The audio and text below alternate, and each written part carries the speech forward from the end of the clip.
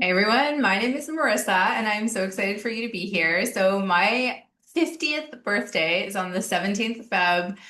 I was born in 1976. I'm 100% Gen X.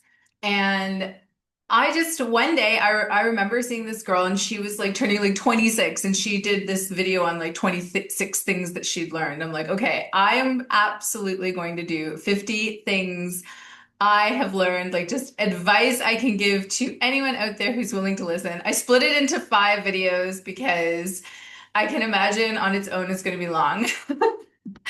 But just very quickly, a little bit about me is I was a teacher for 22 years. So one section of the 5 sections is all about teaching.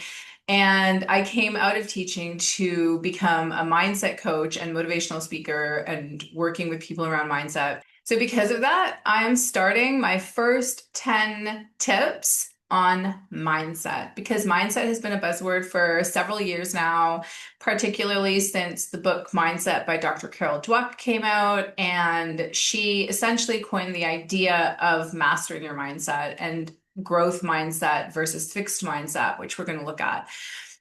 A mindset coach is very similar to a life coach. It's just that I help you really understand how your thoughts can help create your reality. And I give you lots of strategies and tips and tricks to help you align with the highest version of you, which is actually one of my tips. So we're going to get into it right now. Number one, and these are not really in any particular order because I feel like they're all important. But number one is the power of goals. Now, it's amazing how many people, when I first start working with them, or even just friends I've had, I'm like, so, like, what are your goals? Have you written down your goals? And they're like, no, I don't like writing down my goals because I never achieve them. Or it just, as teachers, especially, very few teachers have their goals written down. It's like they think that they're just stuck in this life of teaching forever. It's like, no, you can actually move into other areas of what you want to do. So, one thing I definitely learned is writing down your goals. If I were Brian Tracy, who's one of the biggest personal and professional development people there is out there, I would tell you, well, he would tell you to write down your goals every single day. I'm pretty happy if you're revisiting your goals within a month, but the reason from a mindset perspective that putting your goals down is so incredibly important because where your attention goes, your energy flows. And you want your energy flowing on things that you want, not on things that you don't want. And a lot of times we don't always know what we want because we haven't written it down. So, as a result of that, our mindset, we can get stuck in a loop of either a negative mindset or ruminating over things that are not in our control, or focusing just on things we did wrong, or focusing on, just why we're like this terrible person, all of these things that we worries and anxieties. But when you start focusing on what you want, you draw that alignment into your life. And the best way to do that is to write down your goals. I actually did a video of goals versus intentions because, well, video and podcast, I guess, but because sometimes people prefer to work with an intention. So this is how I intend for my day to go. This is how I intend to, deal with this issue or something like that. So there's also, you can, if you're not so keen to start with goals, you could always start with just simple intentions on the day. Very similar to affirmations when you wake up in the morning. All right, number two is sitting in silence, meditation. Now, there's a lot of, sometimes negative stigma around meditation, but understand that meditation is like just sitting in silence, or even if you do a guided meditation. For years, I did a guided meditation. And when I first started, the very first meditation I did, like 13, 14 years ago, was an abundance meditation by Bob Proctor, who is absolutely amazing. And it was really easy to follow. It was like 20 minutes. And over time, I got better and better at being able to just breathe in my own silence.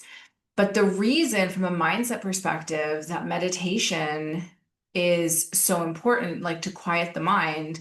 Your goal is to always go for up to 15 minutes, right? But the reason it's like so important is because that is when intuition strikes. That is when like the universe is going to give you ideas of like call this person or do this or try this. Suddenly you'll start to see that maybe a problem that you were focusing on has now you've been given like a little strategy while you're sitting in that quiet space. So I cannot really overstress how important trying to sit in silence for a little bit each day really is. I know for me, it made me so much calmer and so much less stressed about little things that I couldn't deal with. I would just breathe through it. I remember sitting in the staff room and I would just like, and a colleague of mine was like, well, what's the matter? Like, why are you breathing like that? I'm like, I don't know. I'm just like regulating. I'm just like regulating my system. Like that's what I'm doing.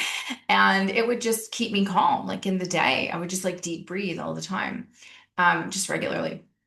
Okay, so that is something I would definitely consider. There are so many guided meditations. And again, you could do like 5 minutes, 10 minutes. I am so excited as well because I'm creating a meditation specifically for teachers. So if you're a teacher, you know a teacher, definitely check out the link in the notes below for sure. Okay, C. This is something I underestimated, and it's not going to be something completely foreign to you, but prioritizing rest and sleep. In fact, recently I've jumped onto the becoming Chinese trend on TikTok, and I absolutely love it. And traditional Chinese medicine and just the Chinese culture in general does prioritize nap time. And I love not calling it nap time. I call it restoring my chi. I'm restoring my chi because sometimes if your brain is tired, it needs like that quick power nap, maybe when you get home or something like, in the middle of your day, if it's like the weekend.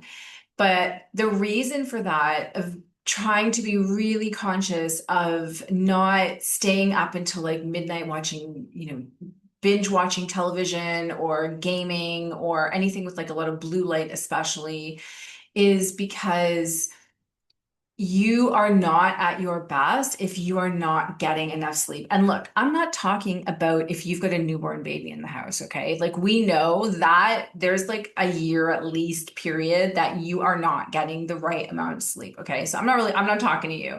You're no. But I am talking to you if you get trapped into this like binge watching situation and you get up at like 6 o'clock in the morning or 5 o'clock or whatever time it is and you're not getting enough sleep. And you can even, if you've got a sport watch, I don't have my watch on, it's over here, but get it to start tracking your sleep so that you can see how, like, let it rate your sleep and see how you are.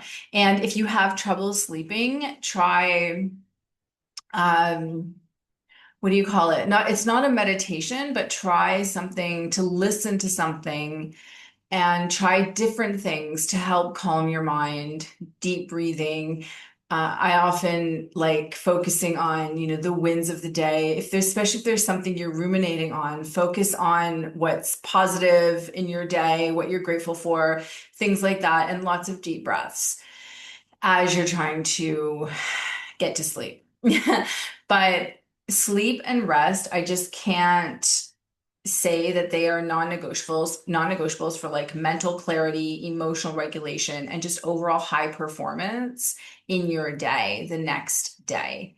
So that is definitely something that I'm very grateful I prioritized. A lot of that happened when I started severely minimizing how much alcohol I was drinking as well, which is something I'm also very grateful for. Okay, D, next, number 4, sorry, is recognize what growth mindset is and how you can do everything in your power to hone this skill. And growth mindset is 100% about how you are talking to yourself. It is all about you. It is all about looking at like, well, what if this goes wrong, right? That's fixed mindset. Growth mindset is, well, what if this doesn't? What if this is actually the best decision for me? What if this teaches me something I need to know in order to move me to the next level? Right? Failure is all about growth mindset because someone who fails, if they have a fixed mindset, they're going to be like, okay, I give up. I'm never doing that again. I'm useless. There's no way I will ever put myself in that position again. Whereas growth mindset is, okay, that didn't work, but what did it teach me? What can I learn from this to move forward? And if you want a great book, I mean, Mindset by Dr. Carol Dweck, it just outlines the whole concept, especially with children, in terms of growth and fixed mindset. And with children, how if you're always, and I mean, I'm guilty of this as a teacher. Like I completely changed the way I was teaching the kids after knowing this, but praising every single thing they're doing and their grades rather than praising their effort of, well, you've improved, you've done better than you did. Like did you work hard? Because it's clearly, clear to see right here. So that was definitely something that I looked at in terms of growth mindset. Yeah, it is 100% how you are talking to yourself. And once I learned that, the way that I speak to myself now, because I've had failures like moving out of teaching and trying to grow like different businesses. I've had failures. And I've just had to be like, okay, why did it fail? What was blocking me? What was my limiting belief that was stopping me that I need to work through and I need to journal on? And yeah, and now it's just better and better and better. Like I love my life. I'm madly in love with my life. I love it. I love it. I love it. I love it. And that is the goal that you want to get to. You want to be in that position where you are like, as Esther Hicks would say, in the vortex. Okay. Number 5 is all about control. Once you understand that you cannot be wasting your time thinking, analyzing, overthinking on anything that is not within your control, life completely changes. So for every situation, you have to ask yourself, what is within my control here? Because what is within your control are your thoughts, your attitude, your actions, and your reactions. Those are the main things within your control, right? And if you want another great book on this, the seven habits of highly effective people by Stephen Covey. His first chapter is all about your circle of influence versus your circle of control versus your circle of concern, right? So there's things you're concerned about, but you can't control a lot of the outcomes with that. But once you start realizing that you are in control of more than you think, but you're allowing other things to negatively impact you that are completely not within your control, you are not allowing yourself to focus on achieving your goals, getting in the direction you want to go. So really asking yourself, what's in my control here? Is this in my control? No, I'm not going to worry about it. I can't worry about it. There's no point in worrying about it. I can't make those decisions, right? I can only, especially with teachers, the only thing I can do is leave the school. If I'm in a toxic environment, I can leave. I can't change it. So understanding what is and what is not within your control. Very, very, very crucial. Okay, next, I think we're on 6, is your morning routine is more important than you realize. And this is for everybody, especially if you like your ultimate thing is like you want to be, the happiest, most successful, most prosperous version of you. Your morning routine is so critical. One book I recommend is The Miracle Morning by Hal Elrod. There's even an app that comes with it that you can use. But he basically had a terrible accident and he started researching what do very highly successful people do in their mornings that sets them up for success. And he came down to six things that they do in order to really build success. And it can be, I mean, he's got a thing there for the 6-minute morning. You could do one thing for, 6 minutes, or you could stretch it out over an hour. Like my morning routine usually is between 30 minutes to an hour. Number 1 is silence, right? Sitting in silence because your ideas come at that time. You calm your mind. Calming the mind is just the greatest thing ever.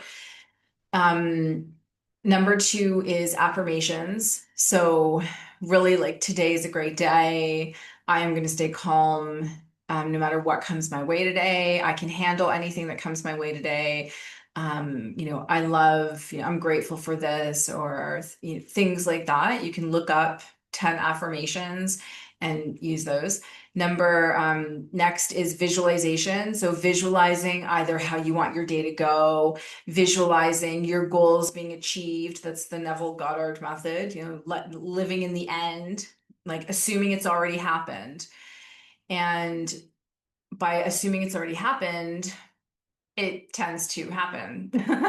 So, yeah, so visualization. Visualization is also a really great way to fall asleep. I mean, I don't have any problems falling asleep, but I mean, if I had a client who had trouble falling asleep, one of the strategies I would give them is visualization. So just visualizing, what do you want? Where do you want to live? Where do you want to go? You want to go on a holiday to Bali? Like go imagine yourself in Bali. You want to live in a mansion? Imagine yourself in a mansion. You want to make $100,000? Imagine your bank account and watching it go up and up and up. Imagine you've got like so many new clients, or imagine that like what kind of, because the whole thing is, right? And I'll touch on this with money, but my money section. But you want $100,000, you need to help 100,000 people, right? That's money is energy. Like it goes, it flows, and it's a lot easier. Could you win the lottery? Yeah, of course you could. You could visualize that too.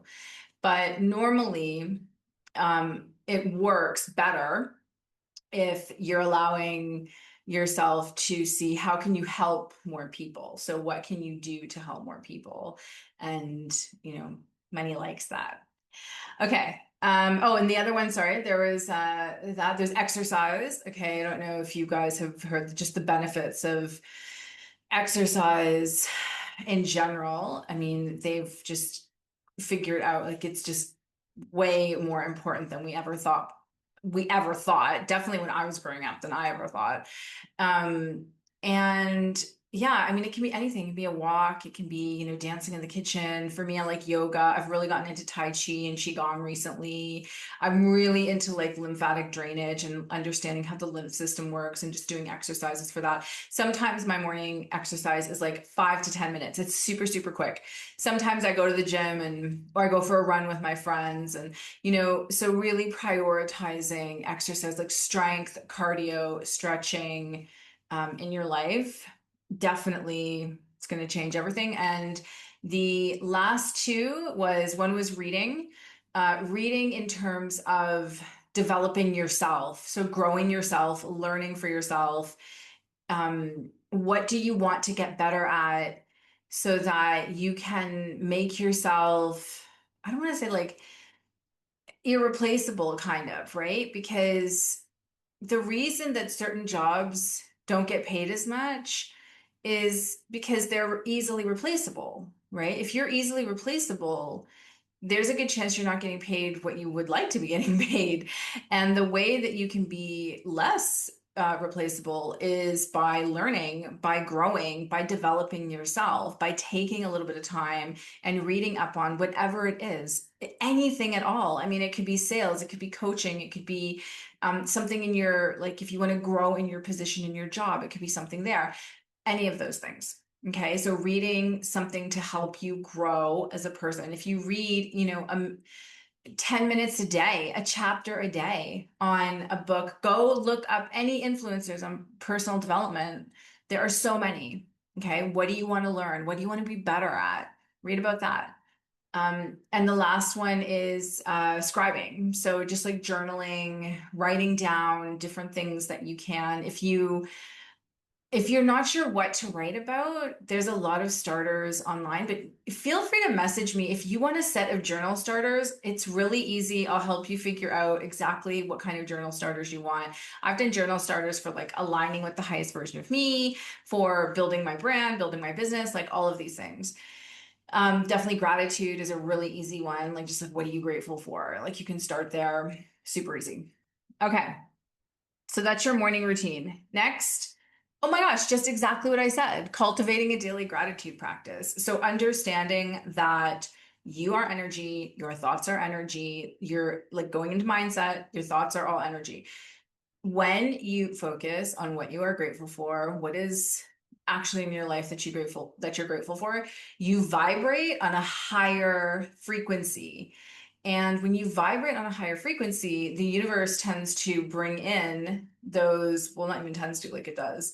It brings in things that align more with that frequency. So, like, more for you to be grateful for.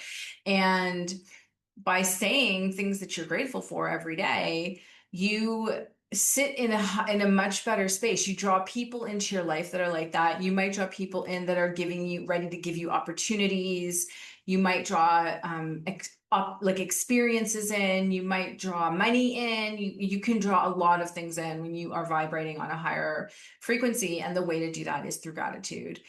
It's really underestimated about how powerful the power of gratitude, the attitude of gratitude really is. I mean, and you can look for tiny little things like you could be, I mean, I could be grateful for, AirPods because they allow me to walk around my house and clean my house while I'm actually listening to podcasts, right? So definitely daily, when you shift your focus from what you're lacking into what you have, you get more to be grateful for. More abundance comes into your life because your brain just starts to rewire that way. So, yeah, so it's falling in love with, and watch the power of your words. Like The Four Agreements by Don Miguel Ruiz is one of my favorite books. And in the first one, the first thing he says is, be impeccable with your word. Your words have way more power than you think they do. So be incredibly, incredibly careful with your words. I know with me for years, I was like, oh, my back is always sore. My back is always sore. And of course, what happened? My back would be sore, right? Because I'm basically talking that into my reality. And just recently, I was like, my back is always strong. My back has always been strong. I have the strongest back. I love my back. I love how strong it is. And I would like send it love, send the cells love. And I promise you guys, I couldn't even tell you the last time there was any issue with my back. Like, it's absolutely crazy. It's like I quantum jumped into another timeline where my back was always strong and perfect and amazing. Yay! So that's been great. Okay, next, this is going similar to what I was saying about how you talk to yourself. This is one lesson I learned, especially if you're like me and you've got a lot of negative people around you. When I was growing up, like my dad was super negative. So it was really difficult I never would have been able to learn this when I was younger. I would have just been like, yeah, whatever. But hopefully you're ready for it. But it's similar to what I said before, reframe failure as feedback. If someone, and also like, if someone wants to give you advice or wants to help you, let them help you. Even if you are more, like, if you're in a leadership position, understand that there are people out there who are reading things that you don't know about, who have learned things that you don't know about, and can absolutely help you become better in whatever you're doing, right? I hate leaders that think like they know everything and their crew knows nothing. That's ridiculous. Okay, so reframing, adopting a solution-based approach rather than focusing on the problem, actually stepping back. And this is very good for those of us because in younger generations, there's a lot of critical thinking that's lacking. But really look at what kind of solution could I create? And it's not like, oh my God, but Google can't tell me. No, like think, use your brain. What could you do? Who could you speak to? Could you try something different? Could you try this and this and this? Because a lot of times, especially as parents, and I see this with my students, they can't think critically because parents just don't have time to let them think critically. Parents just do it for them, right? Just like let them solve the problem for them so that they can't think critically on how to solve it themselves. So as you get older, you're very problem based. You focus on the problem, you don't focus on the solution and what you can actually do to get the solution. So that is one thing I would say is really see like setbacks or mistakes as essential data that is giving you information on what you could do differently next time. Okay. So definitely, yeah, reframing failure as feedback. Okay, last two. Number like 9, aligning with the highest version of you. So this is more with my mindset people. If you've been in mindset for a little bit of time, you might have heard of the whole concept of aligning with the highest version of you. And basically, what that means is really asking yourself, how does the highest version of you live? Who do they hang out with? Do they drink every night? Do they do drugs of any sort? How does their morning routine look? How does their evening routine look? What does it, how do they dress? How do they hold themselves? What's their attitude towards money, right? And really writing down, what does their space look like, right? Really writing down, what does that highest version of you look like? And then like embodying that now, even though you don't have, let's say you can't afford, Gucci or something, can you go and find, even a secondhand shop where there's something there that's more high end, right? So you're buying something high end, even though you're not paying the high end price for it. Can you afford something like that? Try to see if someone is maybe reselling, or even ask, the universe, put it in your journaling, I need some high end clothes so I can be like, I can envision who I am. If you can't, then just buy things that look good on you and wear them as though they are Gucci, and go out there and be like, oh, I'm loving my Gucci. It's amazing. This is fantastic. Okay, that sort of thing. So when you are aligning with that highest version of you, you want to really ask yourself, what are the habits of this person? What are the qualities that they're looking at every day? How do they live their life? And what changes could I make today to allow myself to get to that point? What changes could I make today? And then do it. So you can start journaling on it. Can even easily ask ChatGPT to give you a journal plan for that. And the last one is building emotional resilience, like emotional like emotional EQ, emotional intelligence. And the idea is understanding that discomfort, frustration, sadness are not inevitable. They're going to happen. And you have to allow yourself to feel them, learn the lesson, and return to center. You have to try your best not to mask them with, to suppress them, to hide them, because you don't want to talk about them. This can be true as well. If you're dealing with trauma, like going and really trying, like finding someone you can talk to instead of kind of hiding it back. Because the more you can break through that emotional wall, the stronger you become to be able to achieve your goals. And I know with me, my husband doesn't drink. For years, I was a big, drinker. I would come home and drink, bottle of wine easily. And I just never, I just was stuck in that same situation for years, until I finally decided to, until a friend of mine showed me the movie The Secret with the law of attraction. That's the first inkling I ever had, and that was in my 30s, that I ever had to to understand that I have way more control over this than I think I do. And that, yes, things are happening to me, but they don't have to define me. They can rather teach me or help me teach others, rather than me kind of spiraling into why me, why me, why me? Like, why not me? Like, maybe this is destined to help me help other people because I have this experience. So really learning how you can build that emotional resistance and that emotional intelligence too, which is a little bit different, but this is more in your mindset. Anyways, I'm going to stop there. There's probably 100 other things I could say, but those are the main things that have really helped me with my mindset. And if you have any questions or comments or anything, I would love to hear from you. Please, follow me, and especially if you're a teacher. Otherwise, I'm sending everyone so much love, and I'm going to record now the second set of 10 tips. All right, bye guys.